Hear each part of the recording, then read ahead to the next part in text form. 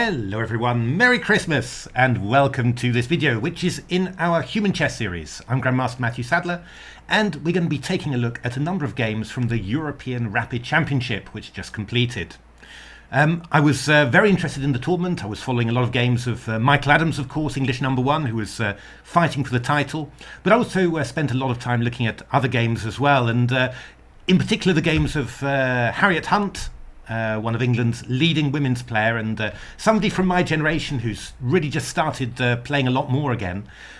Really interested me a lot. She scored 8 out of 11, 8 wins, 3 losses, and well, all of her games were great fun to watch. But this one was particularly cool. This was her game as white against Andraz Gregoric. So we're 18 moves in to a Ruy Lopez, and well, black's not doing badly, but white isn't doing too badly either. I mean, black's gone for a sort of a Benoni structure, you know, taking on d4 quite early and then playing the move c5, and well, moved the bishop from e7 to f8 to g7. So we've got now a sort of a typical modern Benoni bishop there. I suppose the one bad piece that black's got is this bishop on b7, which is biting against these pawns on d5 and e4. We've also got this knight on a5, which is a little bit out of the way really. So I mean, black's basically got quite a nice pawn structure, active pawn structure, but a couple of poor minor pieces. White's got yeah, nice solid center, and in principle decent chances to attack on the king side, because black doesn't have that many covering pieces. So black played a very natural move here, which was knight c4, and just trying to get that knight active before white plays b2 to b3 and shuts it out. So Harriet played b3, knight ce5, and now probably Harriet made a slight error here, taking on e5. There's this amazing concept thought up by the great Russian coach Mark Dvoretsky, greatly missed, one of the most important people I think in my chess career, but he came up with the concept of superfluous knights, and the idea was that sometimes in a position you've got two knights that just want to occupy the same square. So you shouldn't exchange one of them, because then it's just one knight aiming for one square. You should leave them on the board, and then it's two knights aiming for one square. And that means actually that, well, in this position, e5 is a great square for the knight, but this one wants to be there as well. So you shouldn't exchange off knights, and knight d2 is a very nice move indeed. And actually, you're just threatening the move f4, and this knight's in big trouble. So h5 is quite natural, and then h3. Covering g4 again threatening f4, and black has to play, you know, quite desperately in order to stop this. What did Stockfish do? Stockfish played h4, bishop h6 to stop f4, bishop f4, and then queen f6, just desperately trying to hang on to those dark squares. Interesting game, but you know, the one thing is that black's exchanging off this dark squared bishop to stop f2 to f4, but that means that, you know, there's not half as much power along the long diagonal, so really black's actually lost in activity here. And well, Dragon played the move b4, breaking on the queen side, trying to get at you know, at these queen side pawns, and it was clear that white had quite a nice initiative there. After knight takes c5 from Harriet, knight takes c5, black's position looks, well, you know, feels a lot more like it's got a lot more space, like the pieces have got room in there. So bishop b2 played, but now black played a poor move here and played the move queen a5. I mean, really, that queen is not doing a great deal on the queen side, and in actual fact, that queen would be much better coming round to h4, for example, stopping f4 and also looking for some counterplay like this. Yeah, knight f1 and then bishop c8 was the engine's move, quite typical really. That bishop isn't doing anything on b7, so we're going to bring it round maybe to d7, or who knows, maybe even to g4. And it also supports the f7 to f5 break, so that would have been quite a good idea. h3, rook b8, this is what the engines were playing with, quite a balanced game somehow, you know, but black definitely isn't worse there. After queen a5, Harriet played a little bit slowly. Of course, remember, this is rapid, 15 minutes for the game, so you're just taking intuitive decisions. And I think what you're seeing is that the players are making good decisions, but not always optimal ones. Here, in actual fact, f4 would have been very strong. It's the perfect moment to do it, because actually the black queen is away on a5 here. So actually, this black king is not that well defended. And queen g4 was the follow-up, hitting the knight on d7. And we're also threatening stuff like knight f5 check and taking this pawn on d6. So knight f6, queen g5, we're threatening knight f5 check. And now the queen has to come back to d8. We go rook d1. And now actually we're threatening e5 already. Now the engine's managed to defend this, so it's not a lost position. But it's obviously, it's gone badly wrong for black. That's pretty clear there. Well, Harriet played something a little bit slower. She played knight f1, which is a good move. It's a good move in general. That knight on e3 it's a good square. I mean, it covers g4, still aiming for f5, still restricting f5 and f4, and it's also aiming for the c4 square as well. So, if ever you get to play b4, then the knight can't occupy it. It's a good move in general, just not quite, cutting enough. And black actually played a nice idea here, putting the rook on e7 and e8. It just really dissuades white from playing the move f2 to f4 here, because there's a pawn on e4 that's going to be attacked. Even exchange sacrifices for black become quite good. So what did Harriet do? Well, you saw it. She played h4. She threw Harriet the h-pawn forwards. We really need to use Harriet for the h-pawn's thrust when female players play it. So bishop c8 and h5, and now this move queen b4. And I was really surprised by queen b4. I thought, oh, what is that queen doing? That looks so risky. But it's very risky, but it's actually not a bad move at all. Now, why is it not a bad move? Because actually, black is threatening to play moves like f5, and after e takes f5, the queen can swing over to h4, and all of a sudden the white king's in danger. So it's a really, really risky move, but it's not bad at all. Now, now in actual fact, white really should have been thinking about playing a takes b5. You'll see that Harriet played this eventually, but she actually played it at a moment that black might have even been able to ignore it. So that a file is always going to be white's kingdom. So better to play it now, and then it's always in the position. Difficult to work out in a rapid game. This was actually what the engines were looking at. Queen e2, f5, very aggressive, takes queen h4, but now the move g3, and then we start swapping off some bits, and I quite like black with two bishops, but the engine seemed to think that white was absolutely fine here. After queen c1 played by Harriet, clear that Harriet was looking at some sort of way of trapping this queen. Black actually played a move that I liked a lot, but actually wasn't the best according to the engines. The engines wanted this move f5 here, just trying to break things open, and just e takes f5, queen h4, and we've got an attack, and it's pretty dangerous for white, you have to say. Black played the sneaky move bishop h6, pinning this knight and also stopping f2 to f4. We've seen this idea before.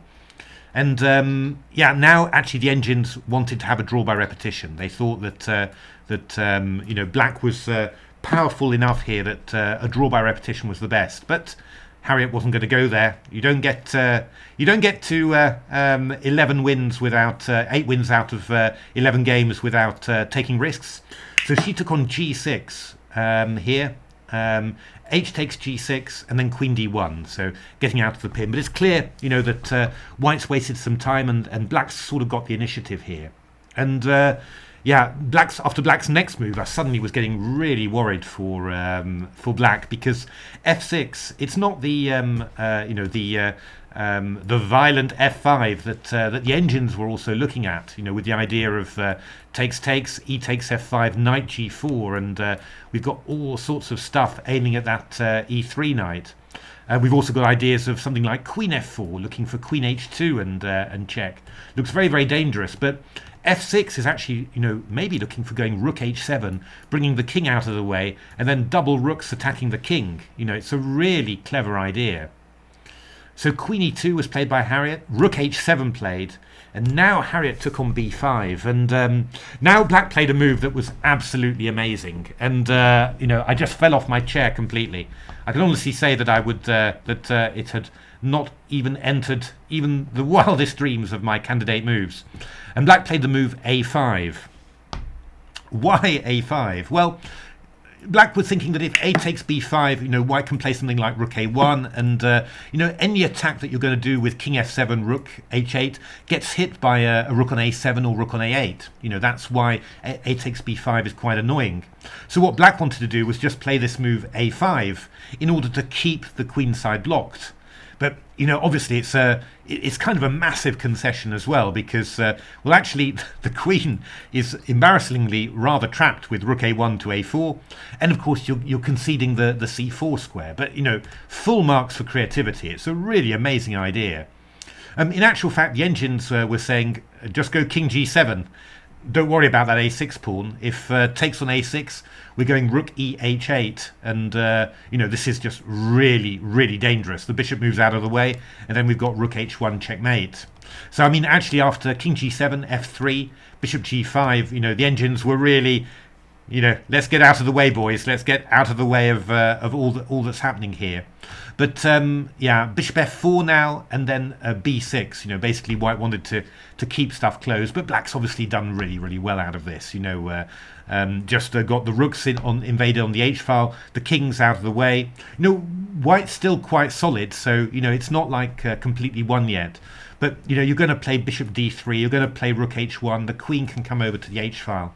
This is obviously really, really dangerous for white. But after a5, Harriet had to come up with a plan. Actually, what Harriet came up with was something very similar to the point of a takes b5. Basically, Harriet just started looking to break through on the a file anyway. So she played rook a1, king f7, took on e5, and after rook takes e5, played the move knight c4, looking for rook takes a5. Now, the amazing thing was that knight c4 was not the best here. You could have played the move rook a4, and after queen c3, rook c4, and you are actually going to trap the queen, because if you go to b2, I go rook to b1, and if you go to a3, I go rook a4. And you're just not really quick enough. The problem is if you go something like rook h5. I can just go rook takes c3, and if you play a move like bishop e3, for example, I've probably got plenty of moves, but I can also just sack the queen for the rook like that. So, rook a4 would have been winning. After knight c4, it's up in the air again. Rook h5. And now this was another moment that made me jump out of my chair when the engines were analysing, because the engines wanted to play the move queen takes h5 here. Wow! And after g takes h5, go e5. And the idea is basically that this is going to end up in a draw by repetition. Rook g7, knight d6 check, king f8, ef. Amazingly, we're threatening rook e8 checkmate here already. So you can see how quickly that's gone. And then black takes on g2 and gives perpetual check, and check here. You've got to do something about rook e8 check. So, you can't really do anything about that. So that was queen takes h5 was the engine line there. There was also e5, again looking for some sort of breakthrough on the e file. But here the engines were looking at bishop g5, threatening rook h1 mate, g3, and then we've just got a little draw by repetition there with king g2 and rook check. So those were the best lines, but actually Harriet plays something that's also completely equal. I did think that Harriet was lost here probably, but that was completely wrong. After rook takes a5, actually black has to be a little bit accurate here and find the move bishop to g4. Now this is a rather unpleasant move. If queen g4, we've got queen takes c1 checkmate. So you go f3, and we just keep on sacking with bishop takes f3. Obviously, queen f3, we've got queen e1 check again. So g takes f3, and now we go bishop f8, rook check, and bishop e7. And, we've got this threat against the rook. We've got these rooks coming in. In actual fact, we play e5 here, check, king there, check, king g3, and then the best thing for black here is to take a draw by repetition with rook check, because if you take this one, I think we're just going rook takes c2 here, and well, all the threats that are coming in with knight d6, they're good enough to make a draw for white. So the best thing, the safest thing for black would be just to take a draw by repetition. But actually that means that, yeah, I mean, this position, white's actually doing completely fine here. And after black's next move, bishop g7, actually white's doing more than fine here. Bishop g7 was played so that after rook a7 check, you can't play rook takes h7. So these two rooks threatening rook h1 checkmate, they remain intact. But we've got rook a7 check, king f8, and now the move f3. And it's amazing, simply. It just is amazing that, you've got two rooks coming in. I thought you've also got f5 and the bishop coming in with checks. All these dark squares are, really weak. This white king's in trouble. Surely there must be something. But the engines say no, white's just much, much better in this position. And of course, the key point is that after f5 here, white plays rook g7, which is what Harriet played, and destroying that dark squared bishop. That just means that, well, black just doesn't have the right pieces for attacking this white king. You need diagonal pieces. You need bishops. You don't need rooks. And, well, black played rook h1 and went for this ending, the exchange up. But actually, this ending, the exchange up, is an absolute disaster for black. White's got plenty enough pawns for the exchange. And, well, I mean, with these two guys in the centre, this passed pawn as well, it's just a complete win for white. And, well, Harriet did not have any problems winning this. Black gave up the piece for a couple of those pawns, but, well, I mean, these minor pieces are just awesome. A nice little bit of shimmying here. Bishop d7 is preparing knight d5, and then the king moves in. We're going to take that pawn, which we did, and we've also got the b pawn for fun as well. And well, black did his best, but yeah, this was just winning. The only thing you have to avoid are any after this move are any stalemate tricks, but well. Black was never going to fall for that one, and after rook b4, knight b4, it's not stalemate, there's still a square for the king, and knight c6 check, and the queen will pawn. The queen will pawn, the pawn will queen, I think is what I wanted to say. So there we are, a really great game. I mean, it was great fun to watch. I thought the opening struggle was very interesting, and this little thing about superfluous knights was a nice positional feature. And yeah, I just quite interested to see that. I really thought that that the black was almost going to be winning in this position. It was obviously very good for black at one stage, but not completely winning. I love the imagination behind this move a5, even if it wasn't great. And it was also nice to find out that the way that Harriet played. I thought that black must have something amazing and winning, but yeah, it just wasn't to be, and the defense that Harriet found was, completely good enough, at least for a draw, and needed some real accuracy from black.